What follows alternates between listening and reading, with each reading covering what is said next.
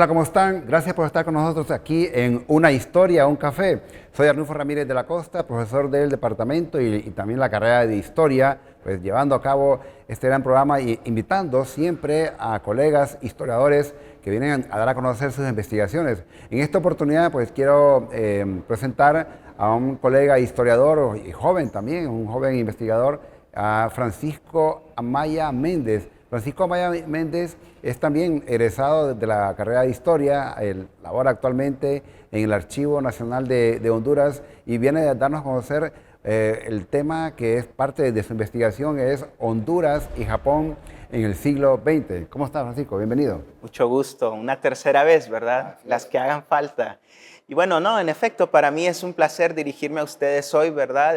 Hablando de un tema que en lo particular me gusta demasiado. En todo caso, debería decir de que es como la insignia de lo que yo aspiro a investigar, que es la historia japonesa, ¿verdad? Y en efecto, puntualmente el día de hoy vamos a hablar de el discurso de los medios hondureños hacia el Japón de la primera mitad del siglo XX. Es una investigación más grande, ¿verdad? Donde vamos a ver la percepción que Honduras ha tenido a lo largo del tiempo con respecto a Japón, solo que en esta primera etapa que tuve el deleite de presentar en el tercer Congreso de Historia de Honduras, ¿verdad? Nos enfocamos netamente en esa primera mitad del siglo XX. Y esa primera mitad del siglo XX es muy interesante porque vamos a ver muchos cambios, no solo en Honduras, sino tampoco en Japón, ¿verdad? Vamos a verlo también en el orbe. Entonces nosotros vamos a pasar en primera instancia de un Japón aislado, hará cosa de, bueno, unos siglo y medio más o menos, ¿verdad? En un periodo de 250 años Japón estuvo encerrado en algo que se denomina Sakoku, ¿verdad? Una política aislacionista, que va a terminar abruptamente en 1853 cuando el comodoro Matthew C. Perry, ¿verdad?, va a llegar a la bahía de Uraga en Japón y va a forzar al país a que se abra. Eso es una conmoción que en otros casos, en otras naciones, hubiera sido muy fuerte, ¿verdad?, y hubiera llevado al país al borde de una conmoción social, podríamos decir, pero en relativamente poco tiempo Japón se adapta al impacto, a la conmoción, y bueno, en un periodo de ¿qué? Quizá 20 años por mucho, 2 décadas, Japón ya estaba lanzándose al orbe, ¿verdad? Estaba industrializándose, grandes compañías que son muy importantes al día de hoy como Mitsubishi, Mitsui, etcétera, ¿verdad? Sumitomo, van a emerger, navíos, ferrocarriles, etcétera. Japón está en el camino de convertirse en una potencia. Japón tiene un desarrollo industrial innegable, tanto en el ámbito de la seda como en el ámbito del transporte, etcétera. Y eso hace que en relativamente poco tiempo Japón tenga un éxito inusitado. Cerca de 40 años bastaron para que Japón estuviera en capacidad de abastecer todo su mercado y, como de los demás países capitalistas de aquellos años, en la necesidad de expandir su industria hacia mercados extranjeros, ¿verdad? Eso lo lleva a una especie de impasse con los países occidentales que ya tenían una sólida presencia en mercados importantes de Asia Oriental, como es el caso de China, Corea, ¿verdad? Indochina, que era el caso de Francia. Y bueno, eso los va a llevar a una especie de estancamiento, una especie de limitación, ¿verdad? Porque los demás países también deseaban repartirse lo que era China. En aquellos tiempos China era muy débil, ¿verdad? Dependiente de la inversión extranjera, etcétera, y Japón quería ser parte de ese club en el que ya estaba Gran Bretaña, etcétera. Entonces Japón iba a verse limitado por estas demás naciones hasta que va a llegar a un punto de explosión, podríamos decirlo, que es la guerra ruso-japonesa, ¿verdad? Ya había tenido éxito anteriormente en una campaña bélica contra China, en la primera guerra sino-japonesa, adquiere la isla de Taiwán, que conocemos hoy día, ¿verdad? Y bueno, tiene un poco más de preponderancia ya en el continente. Pero va a ser hasta esta guerra muy importante, ojo con esto, porque es el primer conflicto, la primera, podríamos decirlo, contienda en la que un Estado no europeo, podríamos decirlo así incluso entre comillas, un Estado no blanco, le hace frente a un poder europeo y le derrota. Nunca antes en la historia se había visto semejante hazaña, ¿verdad? Entonces Japón, con esa victoria abrumadora, ¿verdad? No tuvo prácticamente resistencia alguna. Japón se va a ver en la necesidad de, os va a tener la facilidad de poder expandir su mercado, va a poder ¿cómo decirlo? Proyectar hoy sí de lleno su poder. Y bueno, va a ser en este momento en el que viene la Primera Guerra Mundial, porque es una evolución rápida la que estamos viendo, ¿verdad? Entonces, en esta Primera Guerra Mundial, Japón va a tener una oportunidad dorada. Estábamos viendo que Japón va creciendo de poco en poco, ¿verdad? Pero esta oportunidad dorada le va a venir con la Primera Guerra Mundial porque ese es un conflicto en el que por vez primera todo el capital humano de las naciones, todo el potencial industrial de las naciones se va a destinar a la guerra. Es algo que llaman guerra total, ¿verdad? Donde se tiene que obliterar toda la infraestructura del oponente para pues, poder ganar, ¿verdad? Para poder triunfar de lleno. Entonces, lo que llaman una economía de guerra, ¿no?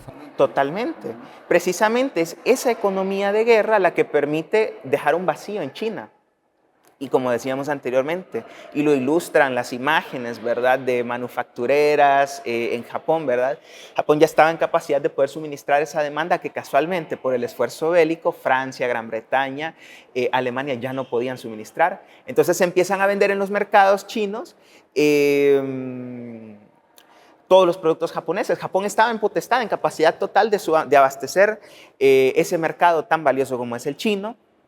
Y esto va a incentivar la economía a niveles de producción nunca antes vistos hasta que viene la Gran Depresión en 1929, ¿verdad? Y bueno, lo que estamos haciendo, que en primera instancia puede parecer extraño que estemos hablando de un contexto tan global, es pues, precisamente contextualizar, saber la evolución que las dos partes tuvieron, tanto Honduras como Japón, ¿verdad? Entonces llega 1929 y contrario a lo que la gente piensa, no es que hubo una falta de oferta, todo lo contrario, hubo un exceso de oferta a tan poca demanda y eso resintió a Japón. Entonces a partir de ahí se empieza a dar un movimiento que, resumiéndolo, quizás sintetizándolo un poco, muy sobresimplificándolo, no es más que una especie de desilusión. A ver, vamos a decirlo de esta forma.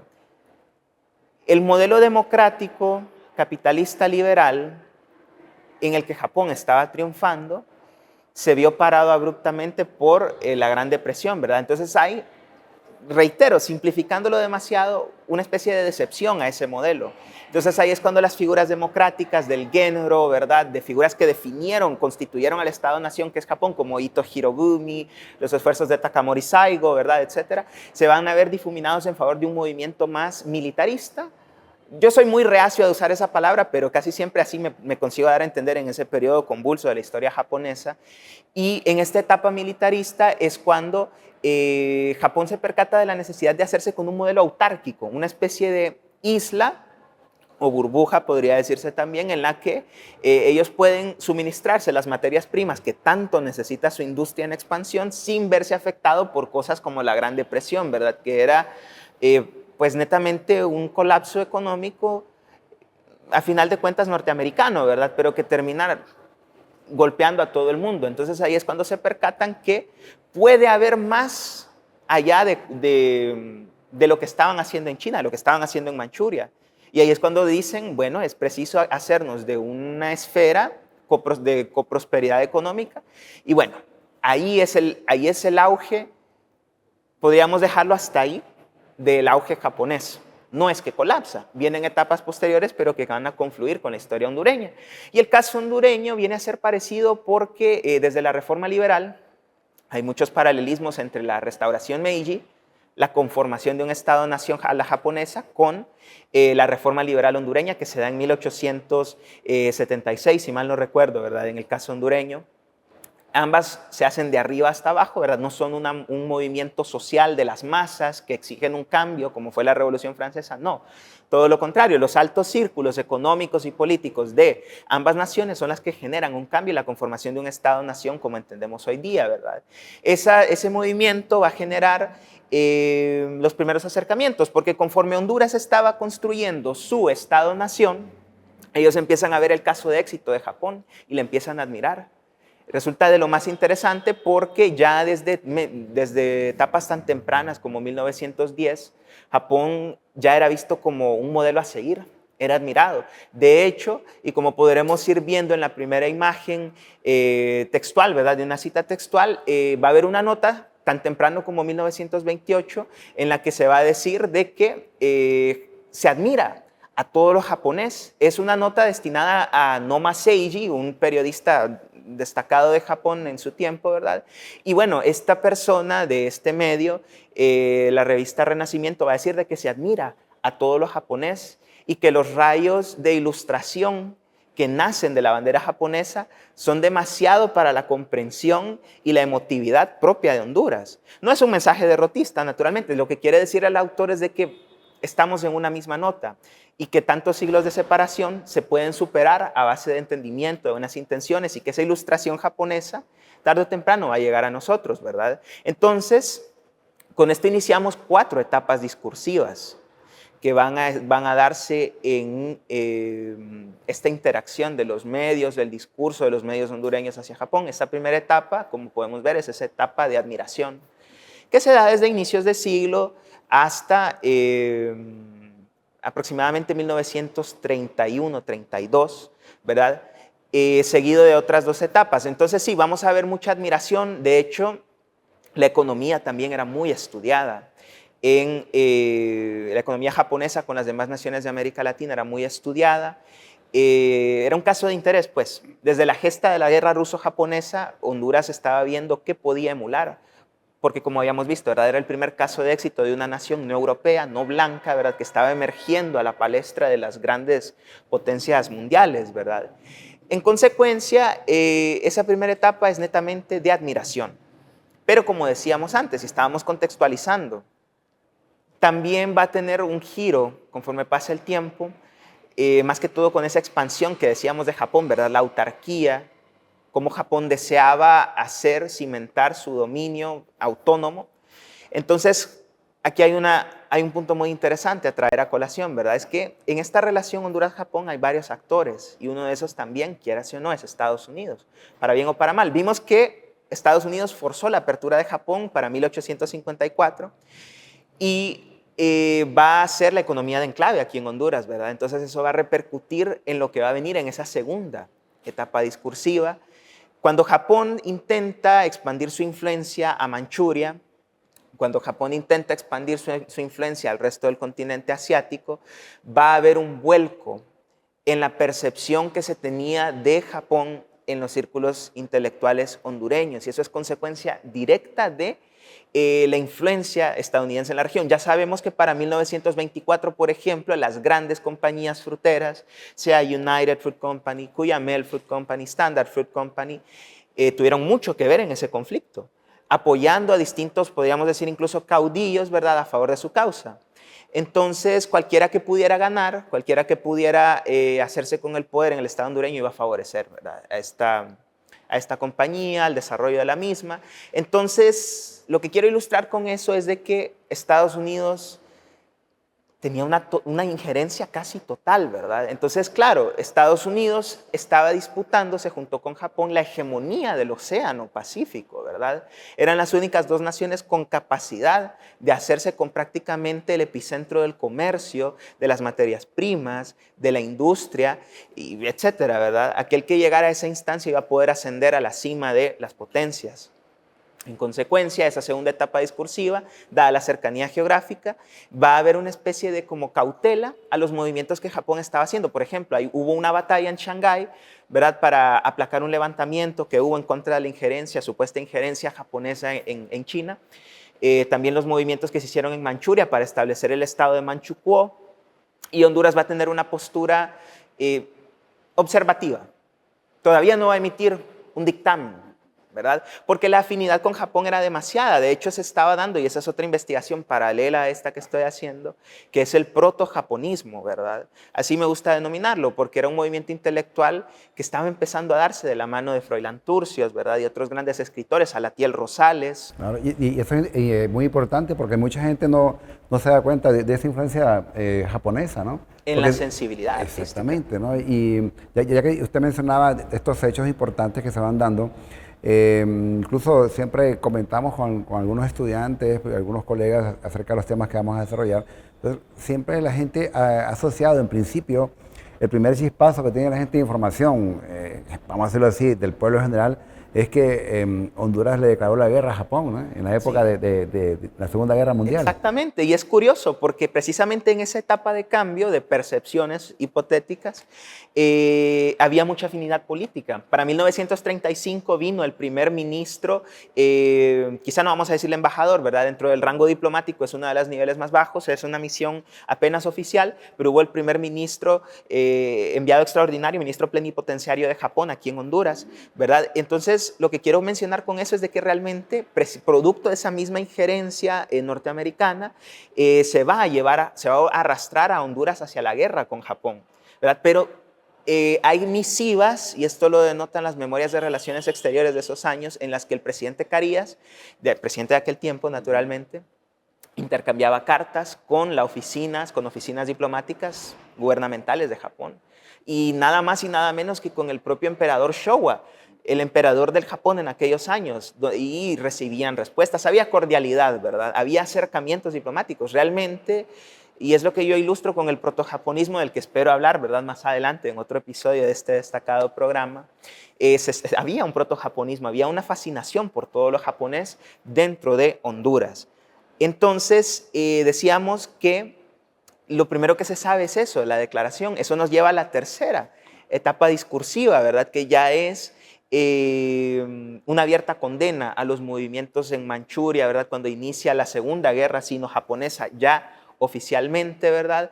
Hay condena, incluso, y esto es otro elemento a destacar, aquí se están dando en la emisión de los medios, por ejemplo, la revista de la policía, ¿verdad? Se comenta de que es inconcebible que Japón hoy por hoy pretenda hacerse con el dominio, el liderazgo de Asia, siendo China milenariamente líder, ¿verdad? Entonces se hace esa comparación de maestro-alumno, ¿verdad? De que no es concebible que un alumno quiera usurpar el puesto de un maestro, ¿verdad? Y incluso se dan los primeros matices raciales, porque volvemos al punto de la injerencia norteamericana, había corresponsalías del New York Times, etcétera, ¿verdad? Que se replicaban en diarios como La Época, editoriales que se replicaban en revistas como La Aurora, etcétera. Y ahí se mencionaba algo como a destacar, ¿verdad? Como un signo de admiración, que es los matices raciales. Aquí se empiezan a dar incluso los matices raciales, porque quieras o no, los afanes de autarquía japonesa, los esfuerzos del gobierno japonés en aquel tiempo eran netamente económicos y políticos. Pero la emisión del discurso que se da, tanto de Honduras como de Estados Unidos, es mayoritariamente ideológico-racial, ¿verdad? Y ese es otro punto que quisiera hablar en otra investigación, que es el terror amarillo, aquí en Honduras, ¿verdad? Y en toda la órbita occidental. Entonces se empieza a mencionar en estos medios, en esa tercera etapa discursiva, de que es inconcebible siquiera que el proyecto de Japón de sacar al blanco de Asia sea real. O sea, se empieza a tachar como de absurdo, ¿verdad? Siquiera pensar un mundo en el que el blanco no pueda regir, ¿verdad? Entonces estamos viendo mensajes claramente hasta extremistas de los supuestos defensores de la libertad y la democracia, como era Estados Unidos, etcétera, ¿verdad? Entonces sí, hay abiertas condenas. Prácticamente Japón viene a desvirtuar o por lo menos a romper ese prototipo que se tenía usualmente, como usted bien lo comentaba, ¿no? El tema el racismo, la piel blanca. Y ahora, con todo esto, con todo este buen contexto que usted nos ha dado, y claro, el tiempo es corto, pero en forma general, los aportes que los japoneses en Honduras han, así como significativos. Yo sé que hay a nivel científico, no sé si a nivel de temas de salud, en temas de infraestructura, si nos puede comentar un poco eso. Sí, exactamente. Es curioso porque de esas etapas discursivas que mencionábamos anteriormente, pasamos a la segunda etapa de mi investigación, que todavía estoy conformando, que es precisamente eso. O sea, vamos a adelantarnos un poquito con la cuarta etapa discursiva y vamos a decir de que, sabiéndose vencedores, que Estados Unidos iba a derrotar a Japón, empiezan a emitirse los primeros discursos hasta raciales, como estábamos mencionando, ¿verdad? Hay una fotografía infame dentro de la prensa hondureña de aquellos años, que es la de hombres mono, donde se ilustra un soldado japonés capturado, ¿verdad? Y se le cataloga de esa forma, siendo Japón un país tan afín a Honduras desde hace tiempos, ¿verdad? Pero como decíamos, esto es producto de la injerencia norteamericana Más que todo porque apenas termina la Segunda Guerra Mundial, la Guerra del Pacífico, es vencido Japón, la admiración japonesa vuelve. Otra vez en los medios, una vez se sabe que Japón está del lado norteamericano, se empieza a emitir discursos de, ¿cómo decirlo?, de fascinación por los haikus, ¿verdad? Que es una técnica poética muy propia de los japoneses. Y así fue dándose subsecuentemente la cercanía entre Honduras y Japón, la admiración. Habían, recuerdo, para 1960, 1970, imágenes en los medios que hablaban de cursos o talleres de conversación de arte japonés, ¿verdad? Y se mencionaba en la prensa aquel pueblo milenario de vastos conocimientos, de vasta sensibilidad artística, hasta que, bueno, puntualmente lo que usted comentaba de 1971 es que se da la primera embajada formalmente, si mal no recuerdo, si no me fallan los años. Se da en 1971 la conformación de la embajada y subsecuentemente va a ser cosa de tiempo para que venga la agencia de cooperación japonesa, ¿verdad? Que es JICA, y se da todo lo que usted menciona de los acercamientos tanto científicos como en materia de salud, en materia educativa, en materia económica, en infraestructura. Algo que estamos viendo hace poco es la construcción del puente, un puente magnífico que se está dando en la zona sur. Entonces lo que queremos ilustrar con eso, habiendo visto el pasado y llegando al presente, es que Japón y Honduras por sí solos han tenido una gran fascinación. Lo hemos vertido en las letras de Salatiel Rosales, lo hemos vertido en las letras de Froilán Turcios en esa etapa temprana del siglo XX, y lo estamos viendo nuevamente hoy día con la colaboración altruista, desinteresada, que Japón realiza no solo en materias de subsistencia, como nosotros tanto lo necesitamos en nuestro país, sino también en materia académica, cultural, como lo estábamos viendo con colaboraciones del profesor Nakamura Seiichi, ¿verdad? Que ha dado tanto, los japoneses han dado tanto para la conformación de nuestro primer patrimonio de la humanidad, ¿verdad? Como son las ruinas de Copán y demás investigaciones en las que ellos ven un potencial y un interés. El propio Nakamura Seiichi lo decía hace poco, ¿verdad? En un programa académico. Japón hoy día, buena parte de lo que conoce de Honduras es tanto por el café como por los mayas. Ellos tienen un genuino interés por nuestro pasado. Me atrevo a decir incluso de que la estima que Japón nos tiene hoy día por nuestra identidad es más profunda que algunos de nosotros los hondureños, ¿verdad? O sea, habemos personas que no nos interesamos por lo nuestro, mientras que ellos destinan cantidades importantes de inversión para desentrañar nuestro pasado, lo que nosotros hoy por hoy somos, ¿verdad? Y es algo más que loable, ¿verdad? Bueno, incluso ellos mismos lo mencionan y nuestros medios afortunadamente hoy por hoy lo mencionan también, somos pueblos hermanos. No creo que sea una exageración. Claro, claro, claro que sí. Y lo hemos visto, como usted lo dice, en el trabajo científico, sobre todo yo he tenido ese contacto con ellos, sobre todo en el caso de Copán. Francisco, sabemos que, como decimos, la historia es larga, pero el tiempo es corto, ¿no? Pero igual, usted lo dijo claramente, vamos a abrir una serie acerca de esta cooperación japonesa. Usted como historiador, como egresado de la carrera de Historia, como actualmente investigador del Archivo Nacional de Honduras, sabemos que está investigando y este tema lo está desarrollando. Creo que es de los pocos colegas historiadores que ha entrado a esta temática de esa cooperación japonesa en Honduras y los grandes aportes, que bueno que los conozcamos mediante su trabajo de investigación. En lo personal, ¿a usted qué es lo que le ha inspirado investigar, leer, conectarse con esta gran cultura que es milenaria también de los japoneses? Porque todo el mundo cuando pasa algo dice, en Japón es así, en Japón es acá. O sea, ponemos de ejemplo a los japoneses. Bueno, creo que uno de los aspectos que más ha fascinado a los japonólogos, ¿verdad? Yo me considero uno de ellos, ¿verdad? Ha sido precisamente esa conjunción que existe tanto de lo antiguo como lo moderno. Y eso no es producto de la casualidad, ¿verdad? Recientemente estuve leyendo un libro excelente de un autor español que se llama, otro japonólogo, que se llama Lanzaco Salafranca, sus dos apellidos.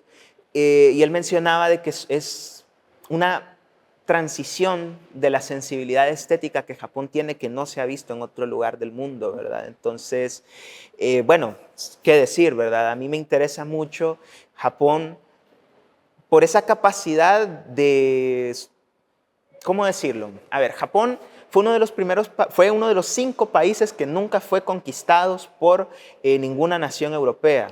Eso junto con Etiopía, ¿verdad? El caso propio de China, etc. Japón fue uno de esos países que supo conservar su identidad cultural. Y Japón es uno de esos países que sin mucho esfuerzo ha podido consolidar paradigmas dentro de la ciencia, dentro de la cultura, dentro de la economía, la tecnología, como bien sabemos, ¿verdad? Entonces, puntualmente, como historiador, a mí lo que me encanta de Japón es precisamente poder percibir cómo cada una de esas etapas bien delimitadas de Japón inciden en su presente hoy día. Y lo otro, también como historiador, ¿verdad? Japón es uno de los países que se puede decir, y lo digo en todo el buen sentido de la palabra, más fáciles de investigar, porque Japón desde que nació su país, allá por el 300 después de Cristo, con el gran reino de Yamato, siempre escribió su historia.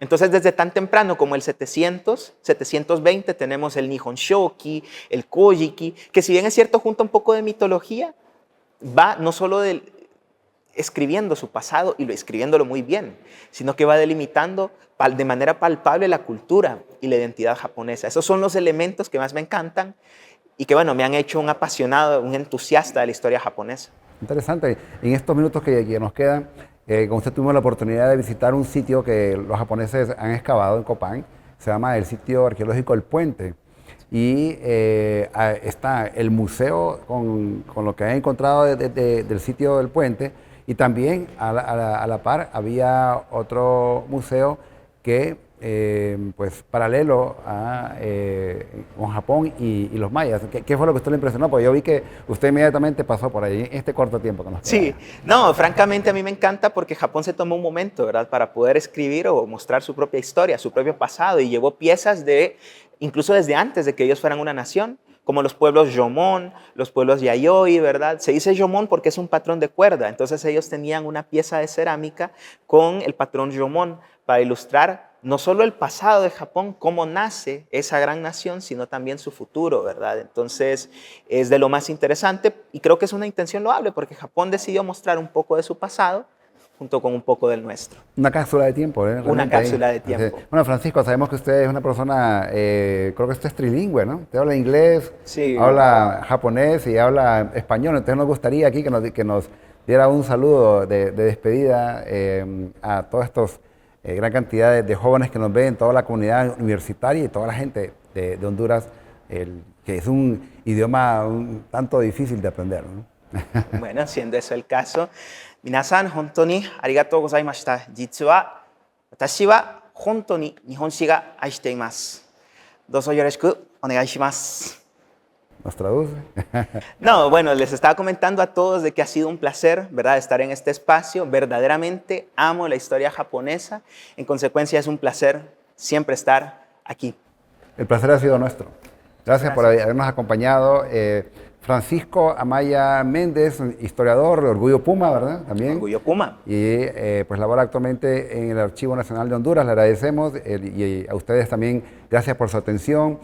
Vamos a continuar con estos programas, con esta nueva modalidad, con este set que tenemos acá, que nos sentimos en ambiente, ¿no? Aquí estamos en un ambiente tanto familiar, académico. Agradecemos pues a los productores de TV1, el canal de la Academia, por pues, prestarnos este gran apoyo para dar a conocer nuestra historia. Soy Arnulfo Ramírez de la Costa, nos vemos en el siguiente programa. Que tengan un feliz día. Hasta pronto.